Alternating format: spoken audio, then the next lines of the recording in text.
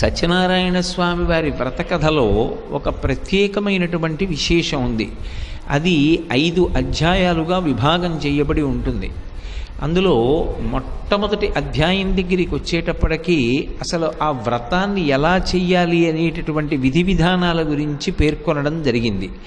అది చెప్పిన వారెవరు అంటే సాక్షాత్తు శ్రీమన్నారాయణుడే దాన్ని ఉపదేశం చేశాడు. ఎందుకు చేయవలసి వచ్చింది అంటే, ఒకానొకప్పుడు కలియుగంలో ఉండేటటువంటి జనులు పడుతున్నటువంటి బాధల్ని దృష్టిలో పెట్టుకున్నవాడై నారదుడు ఆ విషయాన్ని స్థితికర్త కనుక శ్రీ మహావిష్ణువుకి నివేదించాడు.